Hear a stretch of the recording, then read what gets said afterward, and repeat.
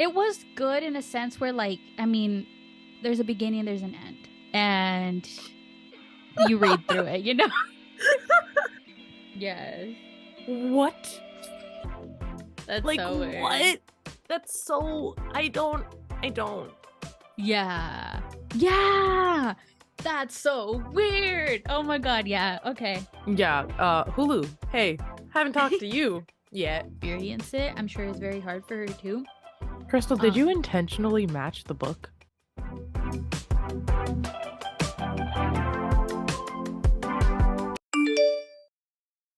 Welcome back, spammers. We're your hosts, Nayla and Crystal, and today we are going to be talking about all of our recent reads, or my recent reads. Nyla's has had some other reads in between, but she has also read these books.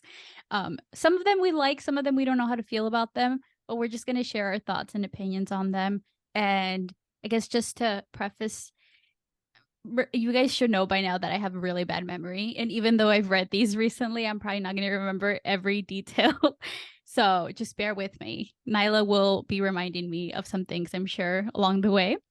But yeah, Nayla, do you have any thoughts to share with us? I just think it's funny because show them the stack. Oh, yeah. This is our stack. We have 5 books that we're going to be reviewing and commentating on. And so Crystal has all 5 books physically with her, and I have none. Yes. Well, I have 2 of Nyla's books because she so kindly gave me 2 of the books, but her other books, what did you do with them? 2 of them are being borrowed, and then one is also being borrowed by 2 different people. So all my books have been dispersed. Well, you're so kind for letting other people enjoy these books because, you know, I could never. You know, it's moments like these where I'm like, maybe I shouldn't have. Honestly, I mean, from my experience, every time I've lent something, I've never gotten it back. So yeah, that's just my experience. Moments like this where I'm like, it would be helpful to have the book with me. I do have my reading journal that I want to feature because it is a Cars reading journal. Cute. Thanks. That is actually so cute. I just really like Lightning McQueen. You should get the Crocs. Don't even with me. They have been sold out everywhere. I have a Croc charm of Lightning McQueen, but I would die for those Crocs. Like, throw back to our Christmas wish list episode when I said Crocs, I specifically meant the Lightning McQueen Crocs. Lightning McQueen. I wonder if they'll ever bring them back though. They have to, because that's how fast they sell out.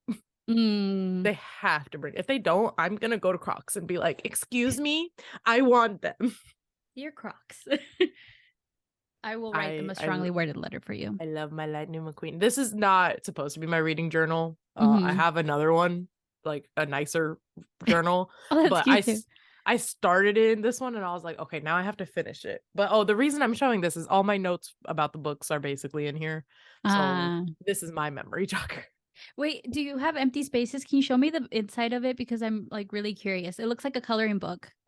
Oh yeah, it does. No, so I don't have any empty spaces, but it's basically it's a grid. And then this is I wrote this out for when I finish books. Yeah. Then cool. I go in and I write in the title and all the stuff that I need to know.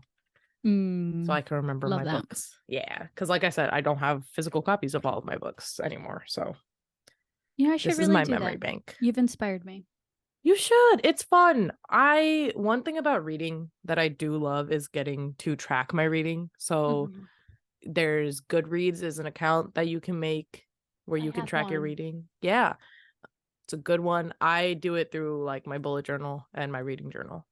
So I just think it's fun. Yeah. Fun reflecting on books, and that's what we're doing today. Yes. Woo. All right, so I think we should just jump right in because honestly, we have 5 books to get through and we have some questions here that we can kind of go off, but we'll also just, share our own thoughts as we go along. So quick disclaimer before we get into them, we will be dropping spoilers. So if you plan to read these books, come back to them once you read them, or just listen to the spoilers if you don't care, and then maybe you'll be interested in reading the books. Because honestly, I would recommend all of these books, at least 4 of them, for sure. Actually, do you want to list off like the books at the beginning so that people can know what we're talking about? Yes. Okay. So, first book is Verity. Second book is Ugly Love, both by Colleen Hoover. The third book is Mexican Gothic by Silvia Moreno-Garcia. Fourth book is The Seven Husbands of Evelyn Hugo by Taylor Jenkins Reid. Hopefully I pronounced that right. You did, I And think. hopefully. And the fifth and last book we will be reviewing, or not really reviewing because it's kind of hard to review We're this just type gonna of talk book. about that one. Yeah, it's I'm Glad My Mom Died by Jennette McCurdy. Mm-hmm. So maybe we could do timestamps on this Yeah. video. So if you want to like just specifically read one or just listen to the review on one book, you can go to that specific book. Or also if you don't want spoilers for one book you haven't read, all of that. So timestamps will be in the description. But first book we're going to start off with today is Verity by Colleen Hoover. She is like one of the most known writers at the moment. Like girls, guys, people, everywhere. We're going crazy for them. And this is actually one of the first books that I started reading recently because I've been trying to become a reader and I just needed something that was going to make me want to get into reading. And so I heard from a lot of people that Verity was a really good book. So I decided to jump on the Colleen Hoover train. And I will say, Verity did not disappoint. It was so good. I am 100% with Crystal. Verity was my third book this year. I originally, when I went to Barnes and Noble, I was actually looking for It Ends With Us, and it was sold out back then because this was like beginning of this year. So It Ends With Us was sold out everywhere, and I was like, all right, I still want to like try out this author. Kind of a mistake to start with Verity. Oh, yeah, because it's such a good book. And then you go to read some of the other ones, which we'll get into. But I can't speak too much because I've only read 2 books from her. But I will say that there's a huge difference from Verity and the other book that I read. And I think mostly because Verity is also her only thriller. From what I know, there could be others, but I think Verity is her only thriller. So it's a different format compared to the other books. I've read 4 Colleen Hoover books total. And so the other 3 are all kind of like a similar format, whereas Verity was like, it was different.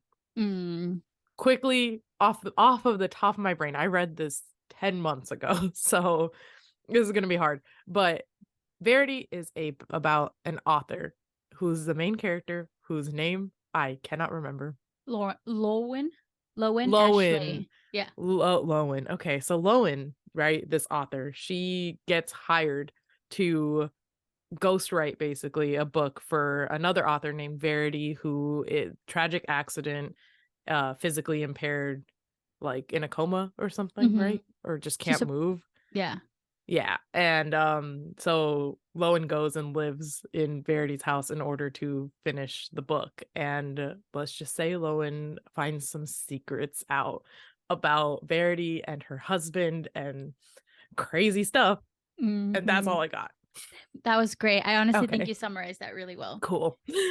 All right. So, as Nayla said, when Lowen goes to the house, she finds little something that basically is what this whole book is about. And it's a manuscript that was written by Verity. And Verity claims that this manuscript is supposed to be a way for her to like get her creativity out, I guess, by writing this manuscript.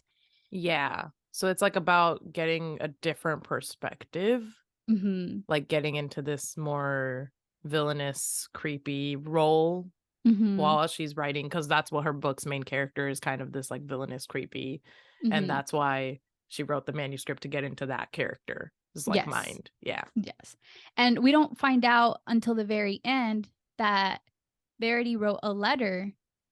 And in the letter, she claims that the manuscript was not real, that it was just a way for her to get her creative juices flowing, basically.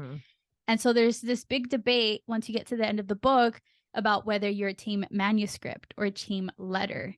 Nayla, what team are you on? I'm team everyone in this book is crazy. You know, right? Right? That's it.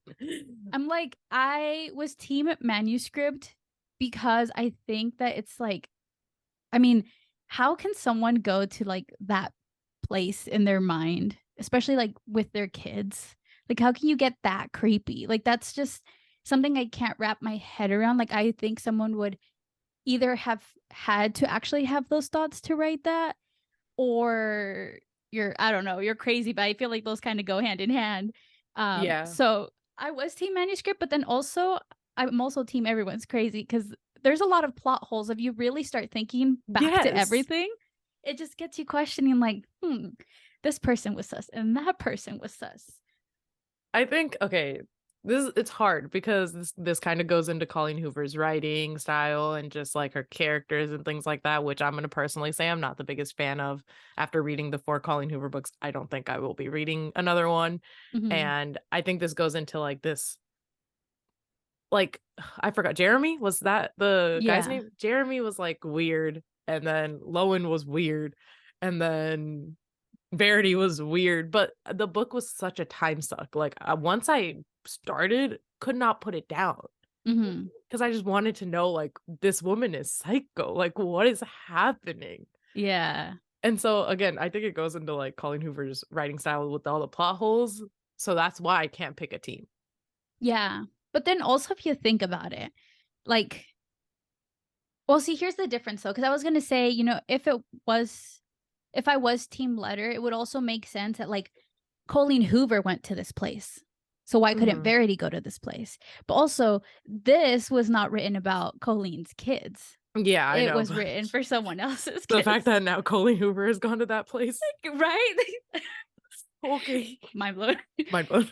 Yeah. No, like that's one of the plot holes that has me questioning, like maybe it could have been team letter. Maybe the crazy one was Jeremy.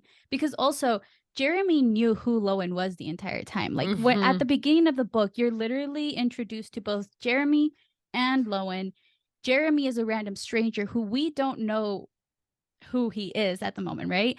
But he runs in or bumps into Lowen after she's witnessed this like crazy death, right in front of her eyes, and he like comes in and he's like the savior guy who sweeps her away, takes her into the bathroom to like clean herself up, because also she had like blood splattered on her, which is just really crazy. It's a crazy book. I'm telling you, this book is crazy.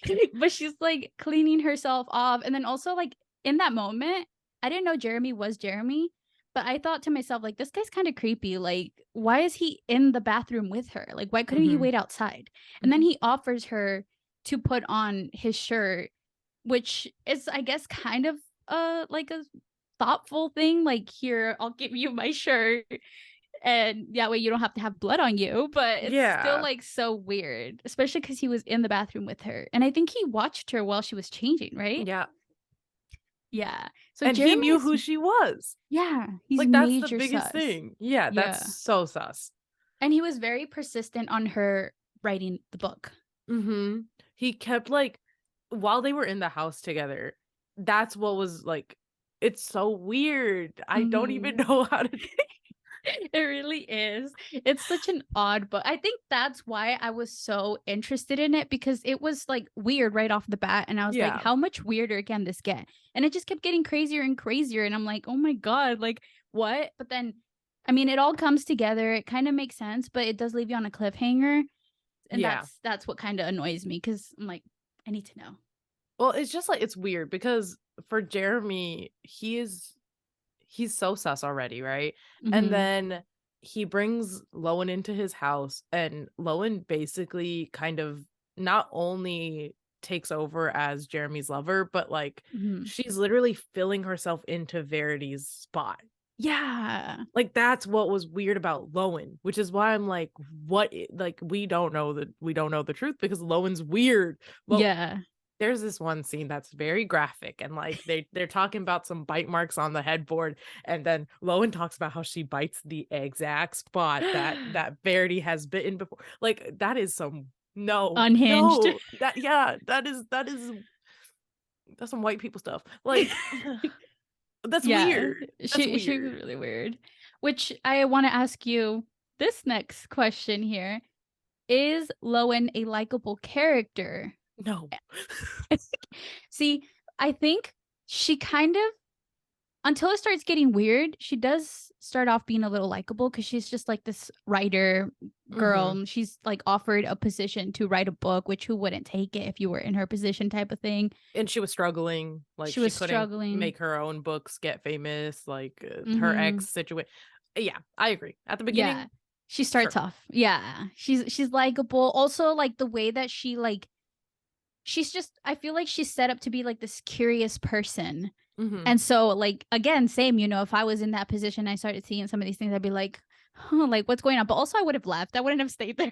No, that's the only difference no. between I would have grabbed everything and been like, listen, I know you said I could stay here to write this book, but I kind of need to like escape a little bit. My mom's calling me. I gotta go.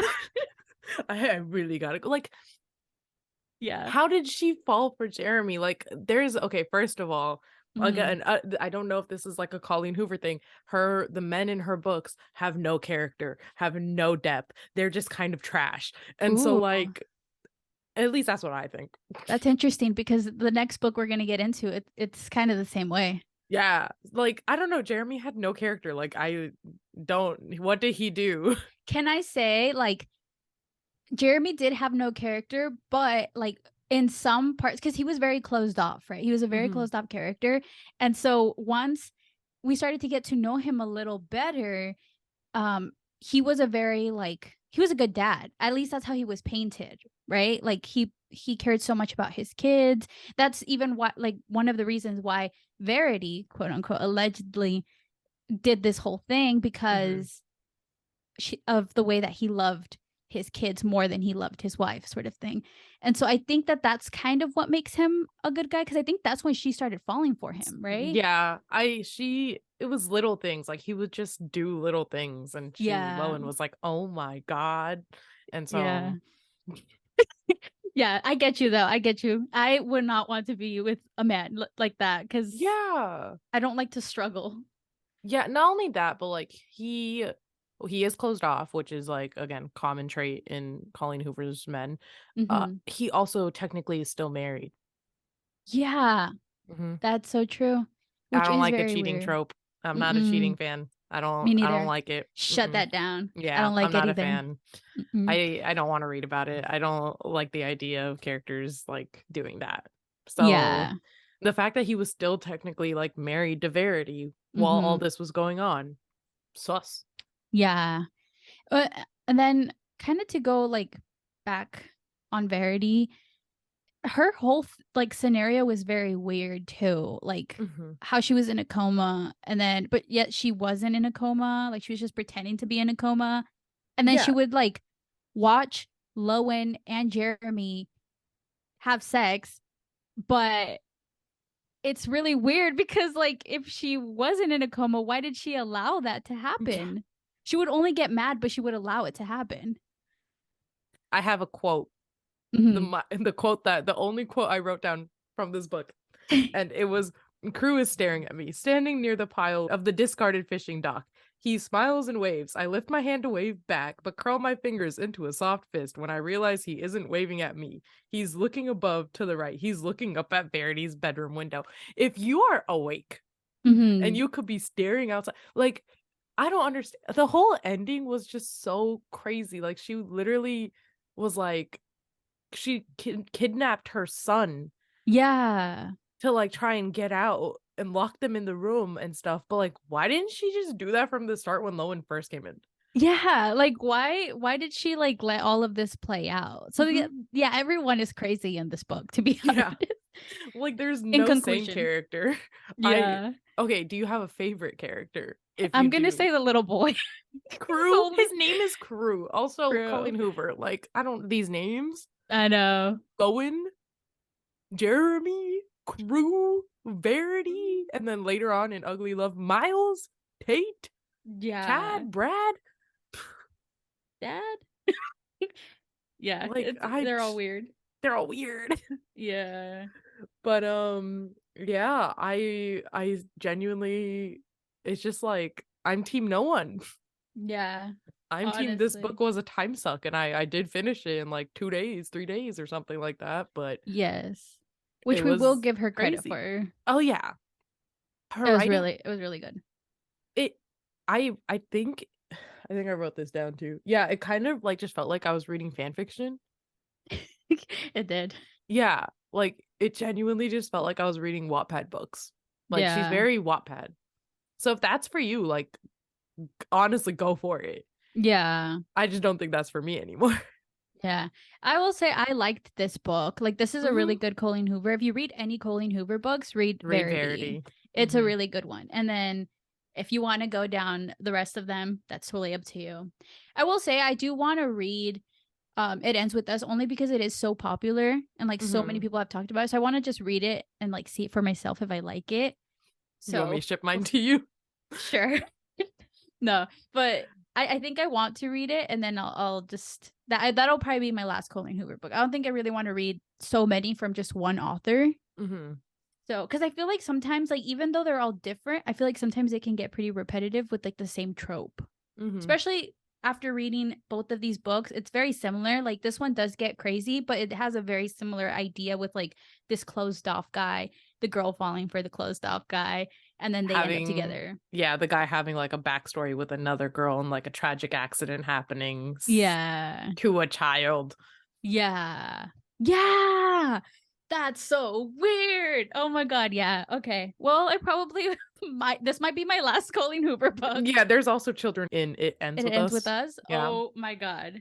Okay. Well, we'll see how that one goes. I'll get back to you guys if I read it or not. There's like a checklist. It's like absent man, right? Like closed off man, like a previous relationship that like ended badly, child, there has to be a child, there's some pregnant something going on, it like the girl falling in love obviously with the insta love, like it feels very insta love also. But yeah, there's I don't know, personally I'm done with Colleen Hoover, but we can get into her second book now. Yes, which is Ugly Love. And this one, it was a good book, all right? I will say it was all right. Nayla has a different opinion on it. Out of the 4 Colleen Hoover books I read, it was the worst. Really? So it would go, what's your order then? Verity, It Ends With Us, It Starts With Us, and then Ugly Love. Yeah. Okay. Well, I don't know because this is the only one I've read, or like the only other one that I have read. I'm gonna say like it was good in a sense where like I mean, there's a beginning, there's an end, and you read through it. You know, there's a conclusion with this one. That's a conclusion. I mean. Yes. Like Verity, you're still left guessing, but with Ugly Love, it ends, you know? Yeah, you never think about it after you close that book. Exactly. See, that's why I like it, because I like for things to end off. Like, I don't want to have to keep guessing, especially if there's not going to be like a second book or a second story. We'll never know. We'll never know for sure. And also, is Colleen Hoover ever going to come out and like tell us what actually happened? Who knows? Because I'm pretty sure. There's an interview. There's an interview with her. I think she's team manuscript. I think but she never confirmed. You know what I mean? Like she never said. She said she's personally manuscript. So that means that it's her opinion after she wrote the book. But there's never any conclusion, which drives me crazy.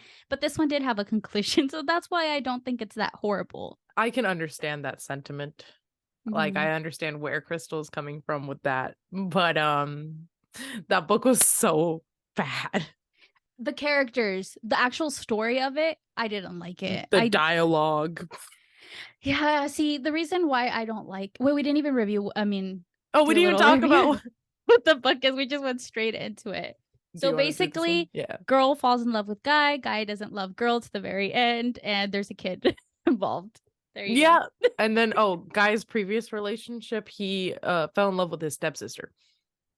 Yeah, which is so weird. I hate that trope. I also hate that trope. You know, one thing though, I know you were making fun of Colleen Hoover's names, but I will say Miles isn't that bad of a name. Like Miles is But he's a pilot.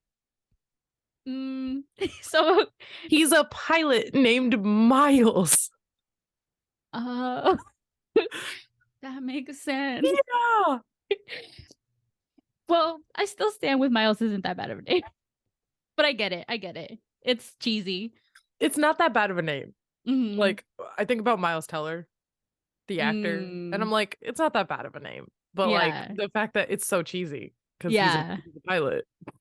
Imagine his name was like Air Archer. Plane. Plane. Oh, that's funny. Blade.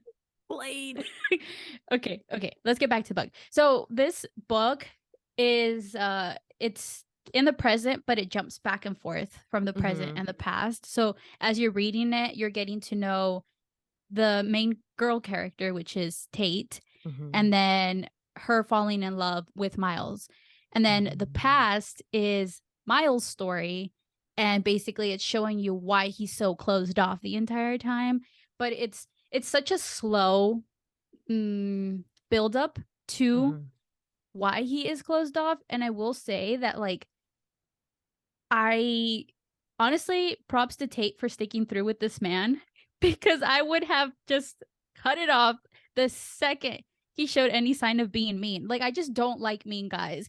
Like, if there's a movie that I'm watching and the guy starts off being mean, like, I'm not here for it. Like, I don't want it. Like, I get some girls have this like obsession with closed off men and trying to save them. Like, I can change this man, but I don't get it. So I personally did not like Miles. I understand why he was closed off, but at the same time, I would not have put up with it. I agree. The whole I can fix you thing, I hate it. Also, I would have left the moment he called her by a different name. Yeah, that's so weird. Like, honestly, though, Tate, his stepsister's name was just weird too. Oh, his stepsister's name? Yeah, Rachel? Yeah. He called her Rachel. Oh, yes. We were on that. I forgot about that. I hate that trope. I hate that trope. Clueless, love Clueless, but I can't get past the fact that she was in love with a guy who used to be her stepbrother. Yeah. Like, I just can't get past that. But I love Clueless. I love the movie. I will watch it a bunch of times, but that trope is so weird. I don't like it. Again, I hate to be that person, but that's some white people stuff. We don't have that. Like, we don't know. Yeah, Miles was kind of like really weird. He like gave me clingy energy, which is another thing I don't like. He was also very obsessed with his stepsister, which he didn't know was his stepsister.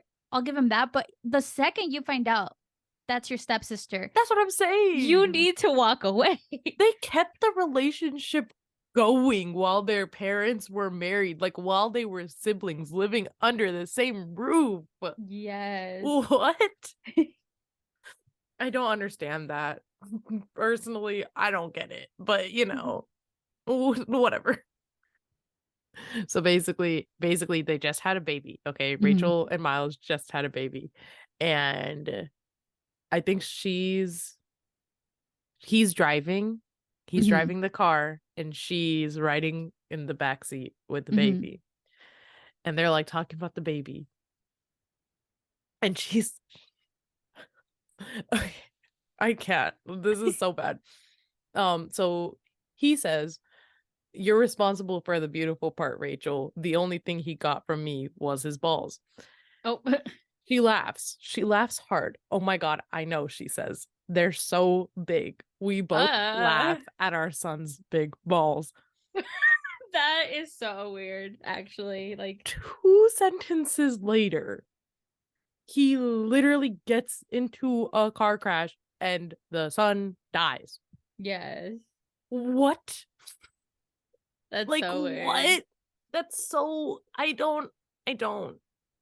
Also, why is it that every single like book or story has a car crash in it? Like, that's a whole trope on its own too. It's like the car crash.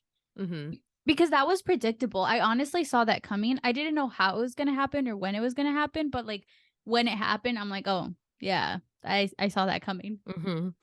Everyone was like, "Oh my god, this book made me cry so hard." I'm like, "What are you crying about?" how bad the writing. I'm just kidding. Yeah. How bad the characters were. Literally. Not the writing. The writing was all right. It was like the I hate it's the storyline for it's me. The story. I just don't like it. Yeah. It's just it wasn't good. I don't know. Like Verity at least had some thriller to it, and I was like, what is gonna happen? Mm-hmm. But with Ugly Love, I was like, what did I read? Yeah. Yeah. I think that's all I have to say about Ugly Love. Yeah, I think we can move on to the next book. So would you suggest Ugly Love? I would not. I think it was all right. I didn't hate that I read it. I read it, but I wouldn't say like if you're gonna read a Colleen Hoover book again, like read Verity. I wouldn't recommend Ugly Love. It's like this is one you can read if you want to, but would I recommend it? No. Yeah. What about you? I also would not I'm on the same boat. I actually agree. If you are going to like you really want to get into Colleen Hoover or something, or like you've heard so much about Colleen Hoover, if you are someone who actively reads like a lot and are like into classics or things like that, do not even touch. Don't go to Colleen Hoover. Like there's no point. But if you're like someone who's like interested in getting into reading, you know, you're okay with some open door romance situations, some sexy stuff, which isn't really sexy. Yeah, no, which really is not. But it's not. It's very unrequited love, and I hate that. Yeah, it was not sexy, but you know what I mean. You know, take out the Y, basically. Yeah. And so if you're into that and you want to try a Colleen Hoover book, go to Verity. That's it. Yeah, I agree. All right, let's move on to our next book, which one of my favorites. Yes, and Nayla gave this to me, and I actually have Nyla's note in there, so I don't lose it. But it is Mexican Gothic by Silvia Moreno-Garcia. This book was actually really good. A very creepy, weird book. Major trigger warning for SA because you do read some of that. Yeah, but I think it's one of those books where like you can't put it down. Even though you're reading through that, it's just you're curious to see like how far someone can go with this type of writing. So Mexican Gothic is it's a horror, it's a Gothic, it's a historical fiction. I forgot what year it takes place in. I think it's in 1950, isn't it? It's a long time ago, basically. And so Noemi's the main character, and she gets like these messages from her cousin, and her cousin's like in distress. And so her father sends Noemi to go see her cousin and like make sure she's okay. Now her cousin married into like this really rich, they're white, right? They're like super white. The guy that this cousin marries? Yes. Yeah. So she marries into basically this like rich white family, and they don't really hear from the cousin very often. And so when Noemi goes to check on her, she realizes like something's actually wrong with the cousin. Like there's something going on. There's something she feels eerie in the house. And so it's basically her navigating what's really going on inside the house. Okay. So the first question then is, what did you think about the ending and what do you wish had been different? And for me, I think the buildup to the ending was perfect, I feel like, because they really did describe everything. But then the ending for me happened like way too quickly. Like all of a sudden it was like, it felt like it was over a period of like, I don't know, maybe like a month or something. Like it was like slowly getting to the ending. And then when it got to the ending, I feel like it all happened in like 24 hours. Yeah. Like real quick. Yeah. I agree with you on the timing. Would you have changed anything about the ending? I think with the timing, it would have been nicer if it was a little bit longer. Yeah. Like, I feel like everything was uncovered within like the last couple of chapters. Yeah. Like it took a long time to get there, and then it got there and it was over with. And so like I feel like there was some stuff that they could have probably sprinkled in a little bit earlier on, like about the fungi and like things like that. Like we heard about it, but not too much. And so like some of the reveals could have happened earlier because there is like a twist at the end. Yeah. And I like that. I like the story. I like the plot. I like everything about it. It's literally just the timing of the ending. Yeah. That's the only thing I would change too. Is just maybe for there to be more at the end. Also, like it does like a flash forward to how the main character is doing after, right? Like not that far ahead, but just like How she's recovering. Yeah. And I feel like I would have liked a little bit more too. So like this one does have an ending, which I know I said that's what I didn't like about Verity, is that it leaves you guessing. And this one does have an ending, but there's nothing more after the ending. And you have some questions afterwards, and like you're not going to get those questions, you know? I mean, those answers. So, but let's do another question here. The first one is, how did you feel about the historical period and setting the book takes place in? I loved it. Right? Yeah. I think it made it more fun that it wasn't something like now, you know? It also really plays into the whole Gothic feel of the book. And it's really cool to like actually just see like those influences, like how Noemi's like, she's a smoker, which, you know, is something that was like huge in this time period. Yeah. And I remember when I got there, I was like, oh no, why does she have to be a smoker? But it's pretty common for them to like do that back then. Also, I think it really plays into the whole thing about like the color of her skin too. Yeah, literally my favorite quote from it is and like that they sat for a long time, she dark and he pale, making an odd contrast amidst all the snowy white sheets and around them, like a vignette, the darkness of the house blurring the borders. And so it's like that, like her complexion was kind of a big deal. Especially because that's why I'm like, I really like the story about how this like white family was really trying to, you know, at the time, this is real, it's colonialism. They come into towns and they try and take over, and like they created this whole mining thing, and the story felt so real. Like this could have actually happened. Oh yeah, especially like with it taking place in Mexico. Like Mexico already gives me like the heebie-jeebies sometimes, because like the whole like brujeria thing and like, you know, witchcraft and all of those. So like coming from that background and like hearing all of those stories and then hearing what happened here, I'm like, oh yeah, that definitely could have happened. And then she also goes to see a curandera, which is like a healer, like a natural healer. And that also adds to the whole book as well. Because when I got to that part, like I will say, when I was like first starting to read it, I was a little like bored. I was like, I don't know if I could get into this. But when it got to that part and it started to get to like that creepy factor, that's when I was like, ah, interesting. And then I couldn't put it down. Yeah. The beginning, I mean, I just feel like this is a general statement for me. It's hard for me to get into books the first couple, like the first 100 pages, I'm like, nah. And then I'm like, okay, I'm literally not putting this down until I'm done. Yes.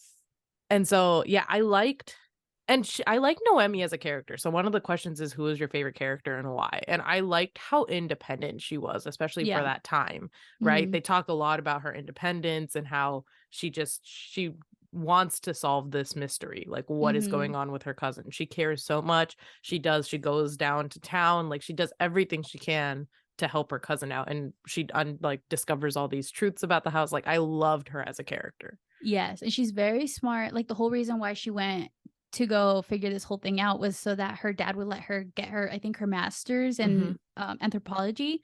So like she's just like this really like badass, smart, like total like feminist character, and I loved seeing that. And like how you said, especially for that time period, so that was really cool to see. I will say, like, other than Noemi, I kind of liked Francis. He was kind of like an right? He was like a little bit of an odd character, a little like complete opposite of her. Like here you have like this empowering like female, and then you have like this like shy kid, or not kid. They're the same age, but yeah, they're the same age, but like he gives like that like a shy kid, boy, like but like she ends up starting to have this like I don't know, like connection, like sympathy, like she feels sorry for him sort of, because he's like the black sheep of the family. And I think that's why I also liked Francis. Like for the same reason Noemi liked him, I liked him. And I like that they ended up together because they're like opposites, you know, so they attract, and I liked it. Also, can we talk about how like the place that she goes to, like where this is all happening, is called the High Place, and it's quite literally the high place because of the whole shroom thing. I just realized. Very, very cleverly written. I love that part. Like it was also all, I know it's like kind of creepy when you're reading it, but all of the descriptions of the house like made me feel like uneasy. Yeah. Like the description of the walls and like just how old the house was and how like musky it was, and like every descriptor of that house like made me feel like, how is she staying in the house. Another Verity situation. Yeah, another Verity situation. Like, I could not me. I would have gotten my cousin. I would have been like, let's go. We're going now. Like, I'm not staying here. I refuse. So for her to like stick it out and like fight it and like just figure, and she was having all those dreams and everything, and it was just like, I love the way it was written. Like, Silvia Moreno-Garcia writes beautifully. Like, this book was so well written. You can like picture everything. It was really cool. I really, really like the writing. I feel like she described it and it flowed so well. I feel like sometimes when you try to describe things, maybe you can like take a long time to describe it all out, but like she like described it in a good amount of like words, and it was I really liked that whole thing about this book. I guess this is gonna be like a major spoiler. But the book is about this family that is like, they're all white. Now, they're Spanish, right? That's why I was like, are they British or are they Spanish? But they are white. I think they're Spanish. Okay. Yeah. So but they don't speak any Spanish. No. They only except for Francis. Yes, which is another reason why him and Naomi got along, because they could talk to each other in Spanish and nobody would understand, because the house has eyes, the house has ears, and it sees everything, it hears everything. And so with them being able to speak Spanish, they can have like this like secrecy between them. But basically the whole reason why the cousin's like even sick and why Noemi goes is because this family has this like deep dark secret of like incest. First of all, like they don't want their people to mix with anyone in Mexico. So here they are, they're living in Mexico, but they don't want to mix with the Mexican people. So they're very like strict on that. So like the main, like the leader, I guess, of the family is the uncle, Howard. Is that his name? Yeah. Okay. And he has slept with his nieces. He tried sleeping with his daughter, right? But she kind of like tried to break free of this, but she ended up being killed. Was that the whole? Okay. And then they, after having committed incest so many times, the lineage kind of starts to die off. Like the women aren't able to have babies at some point. And so this is why they brought in Noemi and not Noemi, the cousin. Yeah. So they talk about how like the cousin is fair and like tall and like has more Eurocentric features compared to Noemi. And so at first they were like turned off by Noemi's features because she is of darker complexion and looks more Mexican. But later on, when they find out like her intelligence and stuff, they are more interested in her. But it was all Catalina at first. It was all the cousin. Okay. Yeah. That makes sense. All I know is Virgil ends up like trying to get at Noemi too. Yeah. He's like, that he's really scene was too. Yeah, the bathroom scene, I like that trigger warning scene. Yeah. The way I would have smacked this guy upside the head, the way I wanted to fight him while I was reading this book. I was like, let me just get into this book real quick. I was like, can someone just smack him? Like, I just need one person to just smack him upside the head. But also everyone's like, are they controlled or were they just kind of like all in on it? They were all in because Ruth, so the daughter, was like the only one who wasn't all in on it. Okay. And that's why they ended up killing her, is because she like wasn't interested in sleeping with her brother.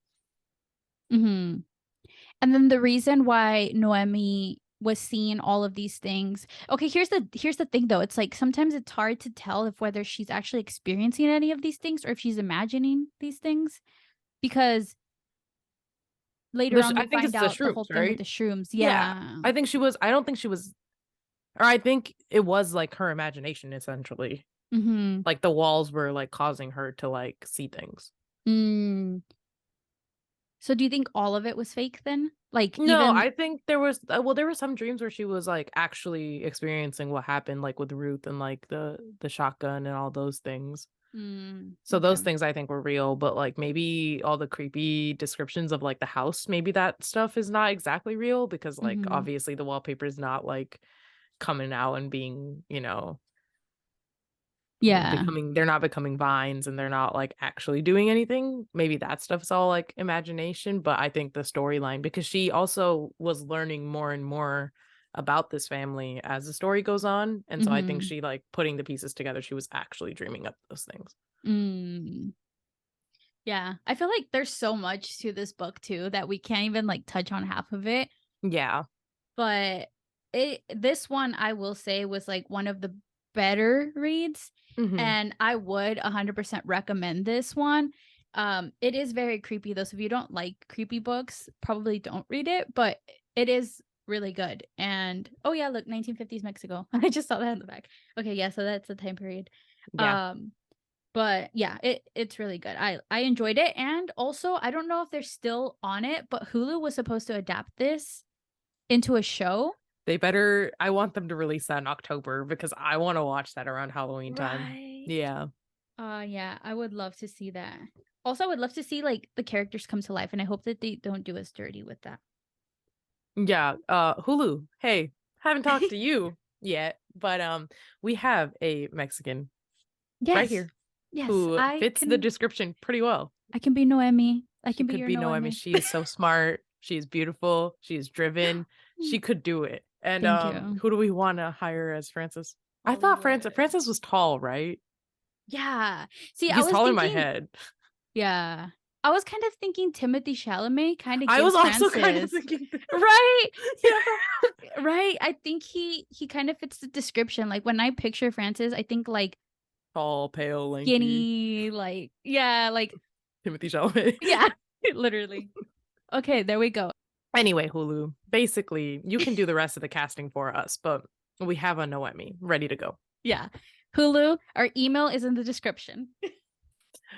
All right, number 4. Ooh, it is actually my most recent read. I just finished it like this month, but it is The 7 Husbands of Evelyn Hugo. And I did go through every chapter because, okay, let's summarize it first because we have a bad habit of jumping into this.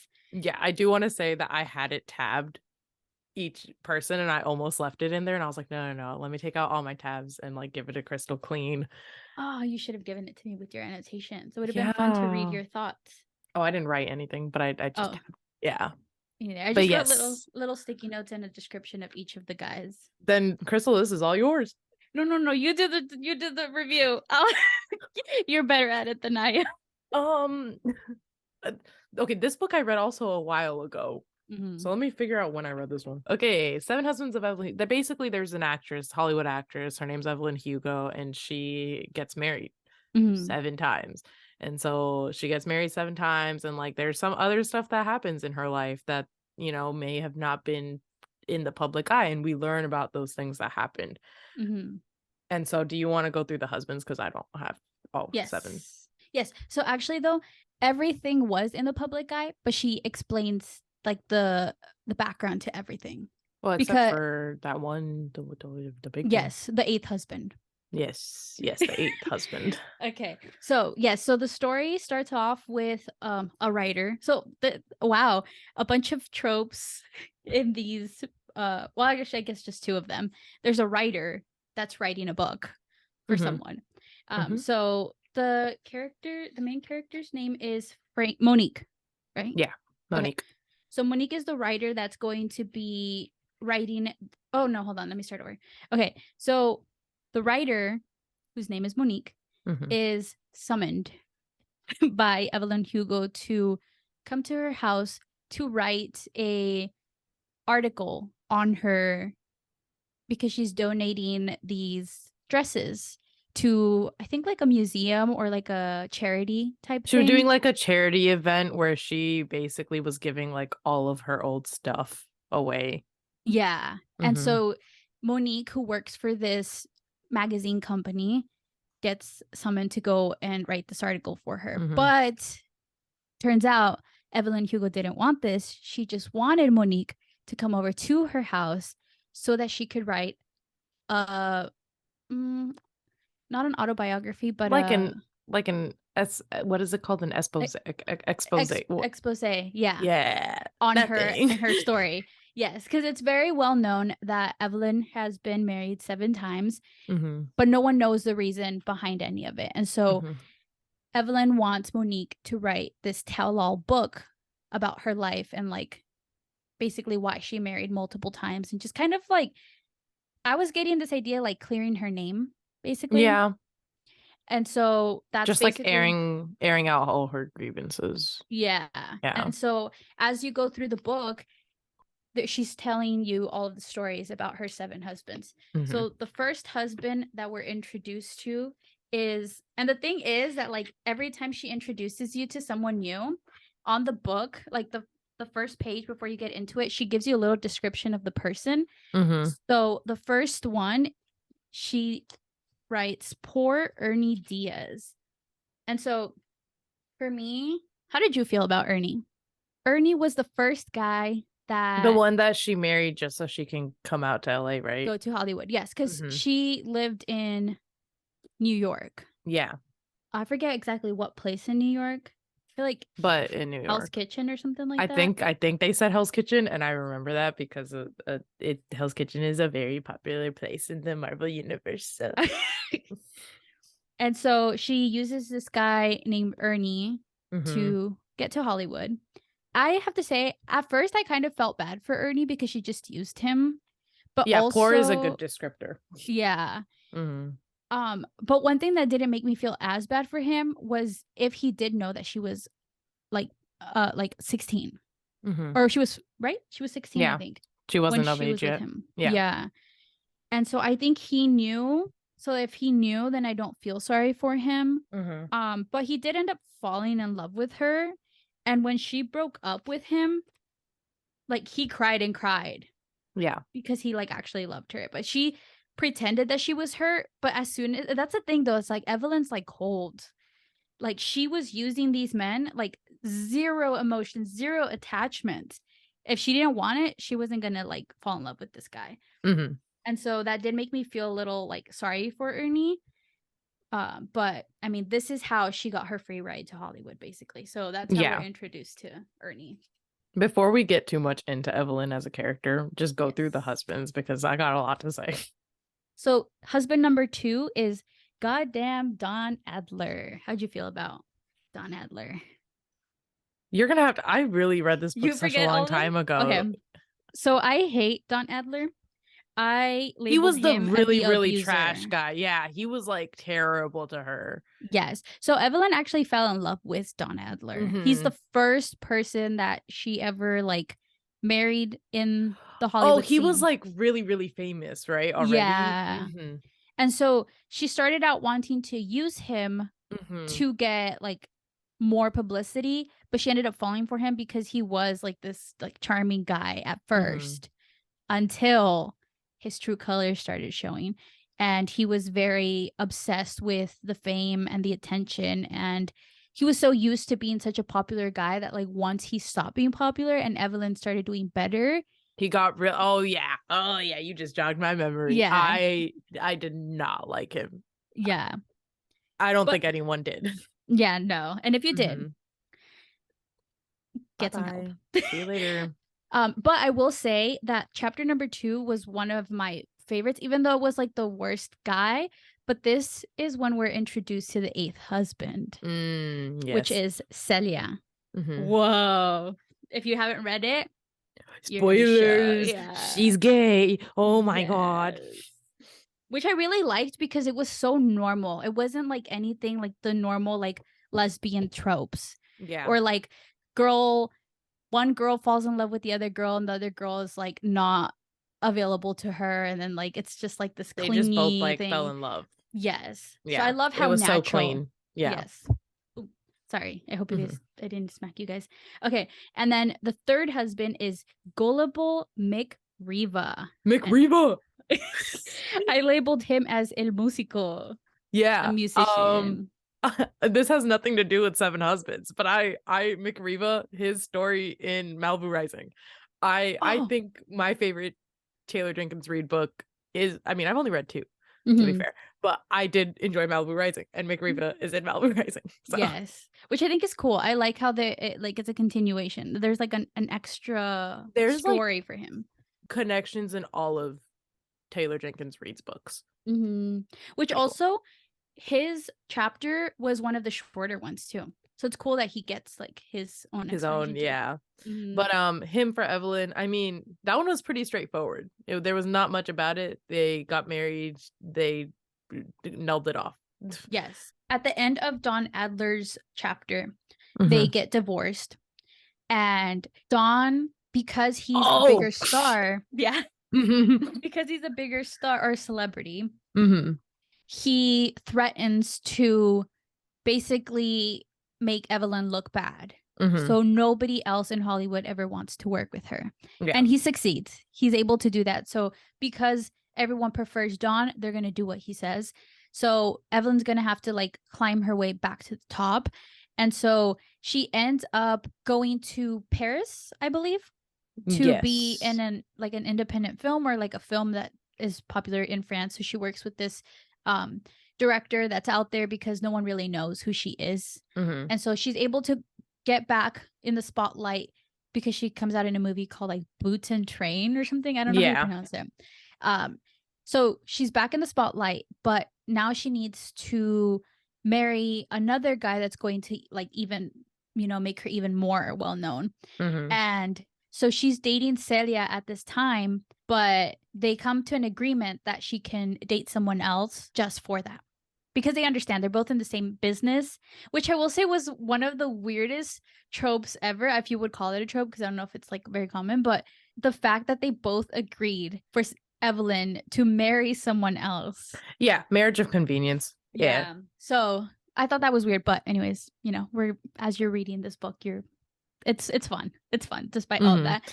Yeah. She finds out that there's this really famous musician named McRiva who is in love with her. So she's like, let me take this opportunity and I will get with McRiva. But McRiva was like one of the more like quicker relationships that she had, because they literally, I think, marry, if I'm not mistaken, they get divorced the same night. Yeah, she marries him in Vegas. And it's annulled like the next night. Yeah. All right. And then the fourth husband is Clever Rex North. I labeled him as the good guy. I liked him. He was quite all right. So So after she divorces McRiva, so she's still in the spotlight, but she wants to marry someone else again so that, one, to hide her relationship with Celia, and two, to gain more publicity, basically. This is an equal marriage consent between Rex and Evelyn. They both agree to get married together because they both want to like gain something out of this relationship. But in the end, Rex ends up falling in love, and that's why they divorce. Oh, yeah. So he wasn't a bad guy. He wasn't. That was, I mean, a lot of her marriages felt like they were just mutual agreements to get more fame, essentially. Yeah. But then most of them ended up being like douches, and this guy wasn't that bad. He wasn't. And then we get to my favorite person out of this whole book. He's husband number 5. Brilliant, kind-hearted, tortured Harry Cameron. I labeled him as best friends to lovers. Harry is also gay. Yes. But he's also not out. So Harry is the first like producer that Evelyn ever worked with. Yeah. And they literally became best friends. So like immediately, they've been best friends this entire book. But now that she's divorced Rex, she needs someone else. And Harry is like the perfect person to marry, one, because they're already best friends. They love each other, like friendship love. And then because Harry is gay, they're able to both live out their own lives while in the public eye looking like they're a married couple. But also Harry's dating. Oh, yes. So Celia's husband. Yes. Yeah. Which during the last chapter, when she's married to Rex, her and Celia stop dating because of something. I can't remember why, but they stopped dating, and Celia marries a football player who's also gay, like secretly gay. And it ends up working out that Harry was secretly dating Celia's husband. And so it's literally like a quadruple foursome. Yeah. And so it's like a really weird situation, but it works. And it works cute. So perfectly. Yeah. Oh my God. See, there's so much to this like book, because while she's married to these men, she's also having a relationship with Celia. And there's a lot of up and downs in their relationship because they are a secret and they're not out. They have all of these like conflicts that they face. Like, for example, Celia ends up getting jealous, which we don't see Evelyn get as jealous, because you have to remember Evelyn's very cold-hearted. Like she doesn't, I feel like she's very closed off. Yeah. And so we not don't another closed off character. But this, yeah. I don't really like Evelyn, I'll be honest. I don't like Evelyn. I like that's the story. Why I'm like waiting to finish the husband so I can get into it. Okay, so we can get more into all of this later then. Yeah. So the next husband, which is husband number 6, is disappointing Max Gerard. This is the producer or the director that she met in France. Yeah. I didn't like him. Me neither. I literally labeled him as ew. Yeah. Ew. Moving on. He gave me creepy, like, weird energy. I didn't like him. He was just obsessed with her and her body, and he he really sexualized her so much, and it was like a lot. Yeah, but she actually did like him, because it was after she was kind of going through it, because should we say it? Yeah. Well, yeah. Okay. So Harry dies, and she's kind of going through it. She also is no longer with Celia. The football husband also died, which she didn't have an emotional connection to him, but because everyone was together, they spent a lot of time together. She was also broken because of that. And so she was just looking for someone else to fall in love with, I guess. So she started dating Max Gerard. Yeah, because she was also still trying to act and still trying to be in the fame and like the spotlight. And so she still she went back to this guy who like brought her more fame. Yes. Oh no, I'm sorry. I actually just remembered. Harry doesn't die just yet. They divorce. She starts dating this guy, and Harry's okay with it because he just wants her to be happy. But then he dies midway through. They divorce because she started having feelings for this guy. Oh, okay. So this was just like a regular. It was just like a they both agreed on it basically. But he did die. He dies in Max's chapter. Yeah. He dies like not that long after. Also, Max is the guy that threatens to out Celia and Evelyn because he finds out that they're together. Secretly seeing each other. Yeah. And then the 7th husband is Agreeable Robert Jameson, which is a weird thing as well because this is Celia's brother. And she married. Yeah, I forgot about that guy. I forgot about husband number 7 completely. Yes. Yeah. I like him. He's a good guy. Like he's just there. Literally, that's why he's called Agreeable. Yeah. But I labeled this the sister wives. Yeah, literally. I was gonna say that Celia and Evelyn agree on this so that they can be together. But again, they're not outed, and they never out themselves basically until Monique comes out. Yes. Okay. So basically, before we get into like the biggest, like the end of the book, I just want to say I did not like Evelyn. I tried so hard in the Dawn Adler chapter to like her because she was going through so much, but she was so closed off, and then she remained closeted even though like Celia was ready. Celia didn't care, right? Yeah, Celia was like ready to come out for Evelyn, but Evelyn was never ready. And it like pissed me off. I was like, Evelyn, you're so self-centered. Like you're literally only thinking about yourself. Yes, I agree. I felt a little bad for her during that part. I felt a little bit bad for her when we read about her like upbringing and like how she didn't really have a good relationship with her father. And then her mother died when she was young. And she's actually the whole reason why she wants to go be in Hollywood, because her mom had a dream of being in Hollywood. Yeah. And so I kind of had like this like sympathy for her because I'm like, look at her. She's out here. She's like finding her way. But also I did not approve of the way that she did that. But also I'm pretty sure everyone in Hollywood does that sort of thing. So it's not weird for her to be doing this. Going with the whole like Celia and her thing. So Celia, she wasn't like openly out at all, but I feel like she would have been ready if Evelyn agreed to come out with her. But Evelyn tried so hard to hide this secret. Celia didn't really do much either for it. So I think I didn't like them equally.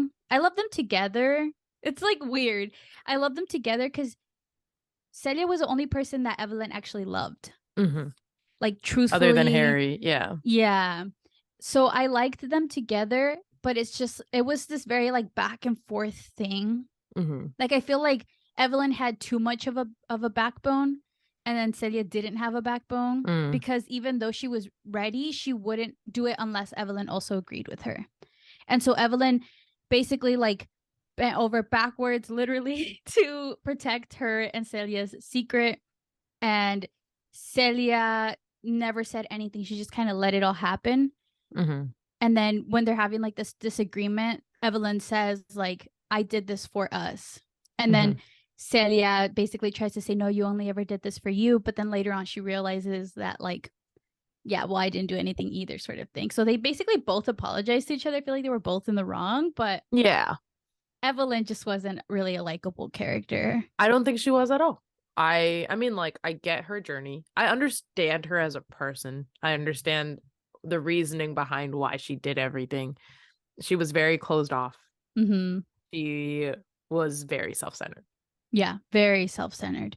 And then like, well, like, I think, yeah, Harry is the only person that makes her seem like a human. Her relationship with Harry, I think I liked their friendship more than I even liked like Celia and her together. Yeah, because they were so openly like able to communicate with each other. Like when he found out about what Dawn was doing to her and how upset he was about it, like things like that. It's just he was truly there for her every step of the way, and that was the only time we got to see her really be herself.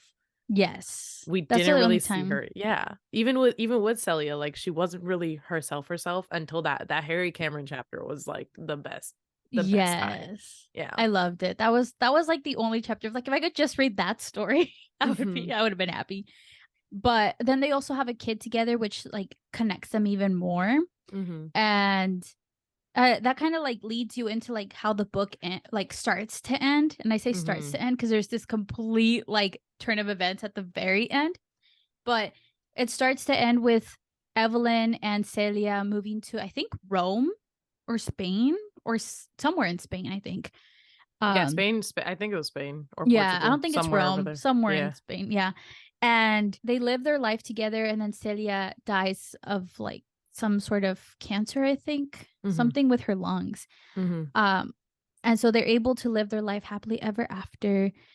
But then in the end, so right as this whole thing is going, she's telling this story to Monique, who we talked about at the beginning. She's the writer that comes to write. Who she seeked out. Yes, she seeked her out, which is one thing that already has you questioning, like, why did she like seek her out specifically? Yeah, because we're still hearing, this is all in Monique's point of view. Like she's hearing this story. And so we still get glimpses of like Monique's life and what's happening in her life. And she talks about her life. So we like, technically Monique is like the main character, even though the book is about Evelyn and Hugo.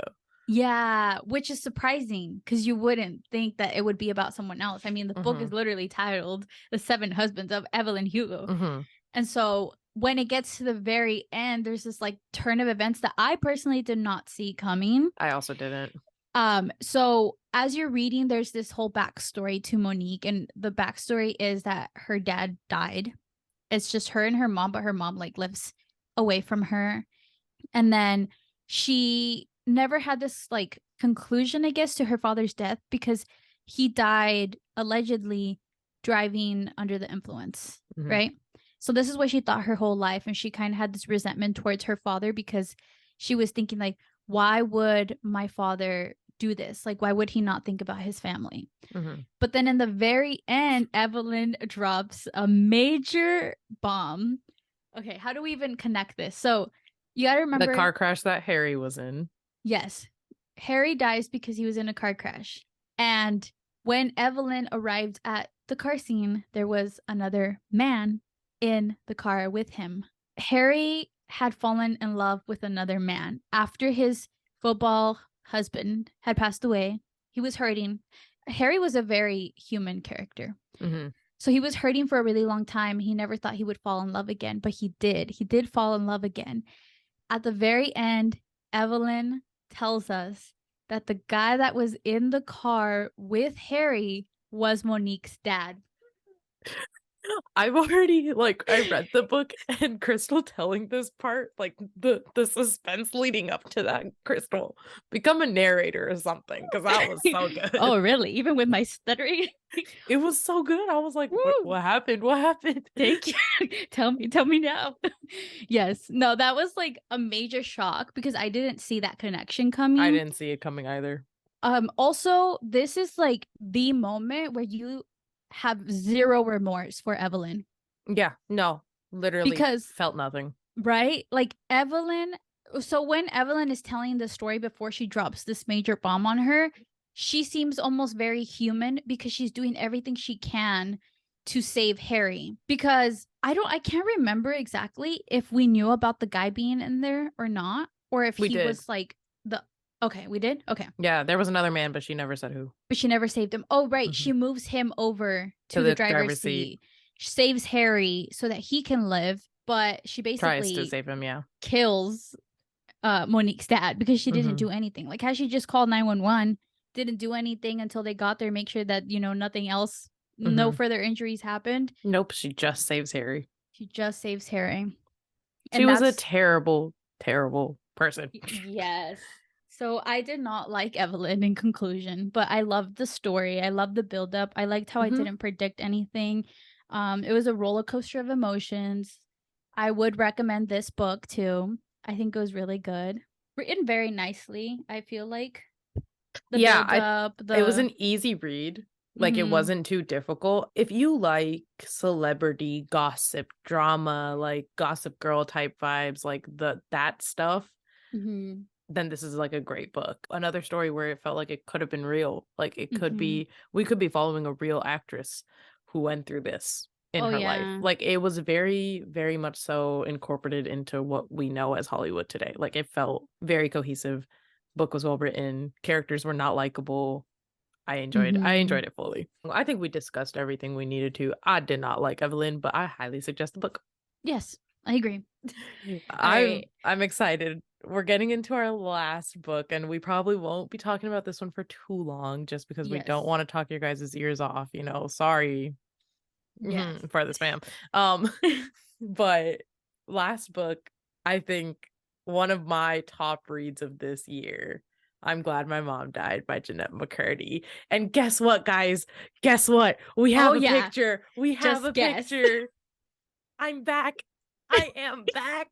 Nayla with all her celebrities. All my celebrities. It's been a while, guys. I know. Like, it's been a while since I've mentioned a celebrity that I've met. But I did meet Jennette McCurdy when I was 10 years old. Yes. Which, I don't know. I was curious to know if you met her during the time that she wrote this book. Not when she wrote the book, but like the time, you know what I'm talking about. Yeah, because you know how she talks about how she used to go to Disneyland? Because her grandpa used to work there. Yeah. I met her at Disneyland. Yeah. And so that's why like that connection is like really insane too. Because as I was reading it, because I found out that you had met her before I had read the book. It was so when I was reading the book, I texted Nayla. I was like, was this when you met her? Yeah. So it was the Disneyland part. Going off of the fact that I've met her, I really, really admired her growing up, especially Sam as a character. So this book, like, it hurt me reading it. I'm like tearing up thinking about this book because that's how emotionally like capturing it was. But I remember growing up, I was like, I love Sam as a character. Like, she's so she's not like other girls. Maybe that's why. And so I really liked her, and she was one actress who I really I kept up with. I watched Sam and Cat, even though I didn't really like Ariana Grande that much. Like, I didn't care for her. I mean, again, great character, whatever. I didn't really I was too old at the time, and I still kind of kept up with it a little bit. I watched all of iCarly. I loved iCarly. And so reading this book was insanely eye-opening. Yeah, it was heart-wrenching. The way that she wrote it, the whole entire book is in first person. So basically Jennette McCurdy goes through her life and her story of her relationship with her mom, her relationship with the industry. She talks all about disorders and all about like alcoholism and everything like that. She talks about her relationships, her co-stars, literally her entire life. But the entire book is told in first person and first person present. Like you are reading the stuff about her being a child in present. And so I think that itself already is so empowering because you're reading this as if you're reading what's going on in her life at that moment. And in her brain, like her thoughts too. Yeah. And her thoughts are like, it's what she was thinking when she was a child too. Like it is so real and so raw. And I truly think this is one of the best books I've ever read. Oh yeah, I agree. I think it's like, it's such a good book. And I think when you like say it's a good book, you normally think that there's going to be this like really happy ending, that it's like, I don't know, a work of fiction basically is when I say like a good book, I think like work of fiction. Cause like really when you read autobiographies, a lot of them aren't that great. Some of them can be very boring, but hers, like the way that she writes is so like captivating, and like you don't want to put the book down. And even as like hard as some of the chapters get, like you just want to keep reading more and hear like what she had to say, because also like as we mentioned, she's sharing her thoughts as like the book is going along, which is an even like crazier thing too, like how she remembers these thoughts from when she was little. It's just insane. But it's really like, it's an honor to be able to read this book, honestly. For her to share her story the way she did, it takes a lot of courage. Oh yeah. It takes a lot of courage to share your story. Especially and major like trigger warnings. Oh yeah, trigger warnings for literally everything, like eating disorder, trigger warning for alcoholism, substance abuse, trigger warning for abusive parents, trigger warning for assault, trigger warning for literally quite everything. But I think it is a book that everyone, especially if you grew up on Nickelodeon and Disney Channel, like everyone should read this book. Yes. I actually I remember thinking when I was younger that the girls on iCarly were so cool, and I was like, I would love to be on iCarly. Like they're living the life. But then like now reading this, I'm like, ooh, like what they went through, like no one should ever have to go through that, even for the sake of entertaining us. Like, I don't know. I just feel really sorry for her, and I hope that she's now like healed. I know that the healing journey never ends. I've been seeing some of her interviews too, and you can tell like she's still hurting. Like it's not, she's not fully done with it. I mean, it was her mom. I'm sure that she has a lot of people like commenting on her book and like what she went through. I feel like that's hard too. Like people having a say on your life when they weren't there, they didn't experience it. I'm sure it's very hard for her too. Crystal, did you intentionally match the book? No, but I was looking at that. I was like, oh, look, we're matching. And your nails. Oh my God, I just realized that. Okay, yeah, no, I did not intend that at all. I didn't even notice my nails. Yeah, you perfectly matched. I hold her dearly to my heart. I want to give her a hug. I mean, the craziest part is that she suffered this from her mom. Like the one person that you think is going to protect you above all, but like her mom did the worst of the worst to her. Like, well, she still looked up to her mom because it's her mom. Yeah, and from she still years. Yeah, and she like even at the very end, she finds it very hard to like still see her mom as a bad person. Like even at the end, her mom. Yeah.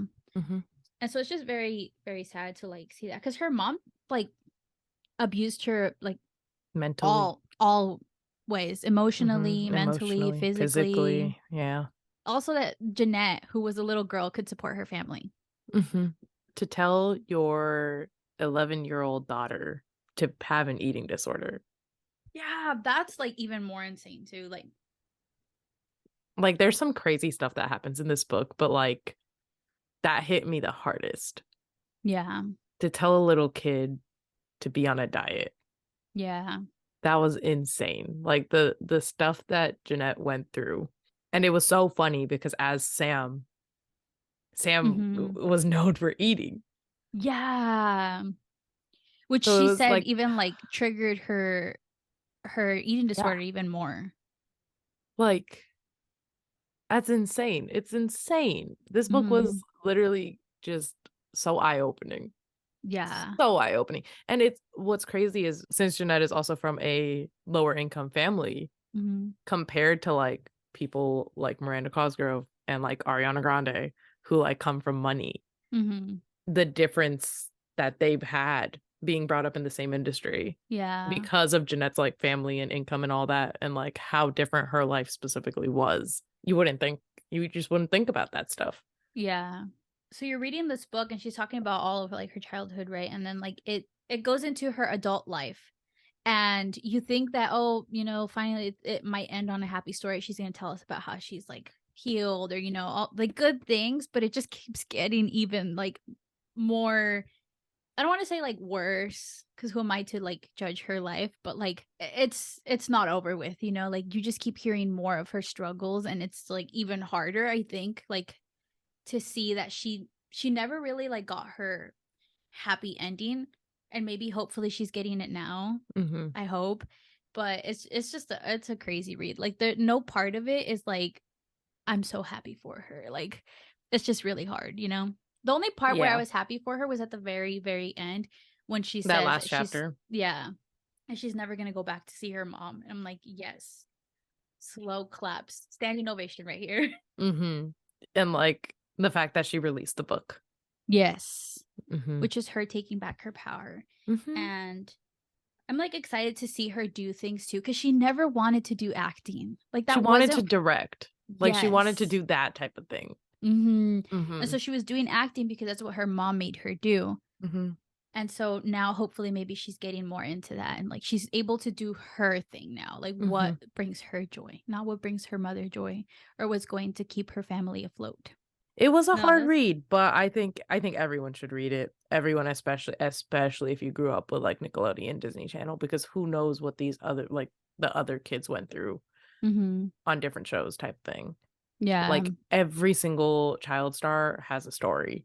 But that is pretty much all we're going to say on this book, because I mean, it's really hard to comment on someone's life when we don't know like all of the facts. I mean, she shared so much with us, but I'm sure that there's a lot that we still don't know and don't really need to know because it's her life. But it is a really good book. I think she wrote it so well. And I think everyone should read it. I mean, it's very eye-opening, but again, major trigger warning. But it was really good. However, Nayla, should we rank the books? I think we might be like off by one. Like we were not going to agree on one. Yeah. Oh yeah, I also think so. Okay.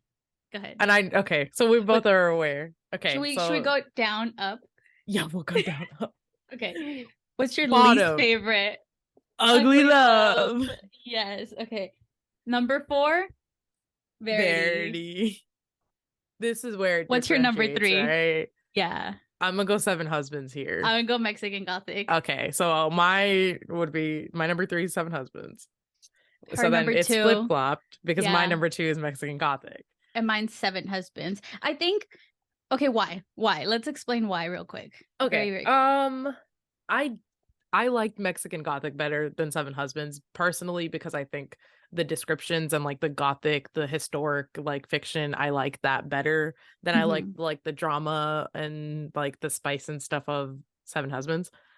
And I think that's the only difference. Like they were both really good books. Like I rated 7 Husbands 4.5, and then I rated Mexican Gothic 4.75. Like they're very close. Well, I think I liked. And I think also because I think Mexican Gothic was the first horror I read. And so it like opened up this whole new genre for me that I was very much into. And so that is the only reason why I would put Mexican Gothic first. But Crystal, makes sense. Why is it switched for you? So mine, they're actually very, very tied. Like I would say I would rank both of these for me because I don't have a lot of books under my belt. I would rate both of these 5 stars. And so they're very like, they're like neck and neck. But I will say I do like horror, but I don't know if I like how creepy this book gets. Like, okay, I do and I don't. Like, I just don't like, I don't know how to explain it because I do really like scary, but it's a different type of scary. It's a different type of scary. And I think just for that, I wouldn't say that it's like my number 2 out of these 2. Mm-hmm. So I think this one just beats it up by a little bit because both of these I could not put them down. Mm-hmm. But this one was more of a lighthearted read than this one. Mm-hmm. I think that's probably why. Yeah. No, that makes sense. But they're like neck and neck. Yeah, we're on the same page. We like them for different reasons. But number 1, obviously, as we said, beautifully written, beautifully executed, and Crystal's matching it. So yes. I'm glad my mom died, which is a really what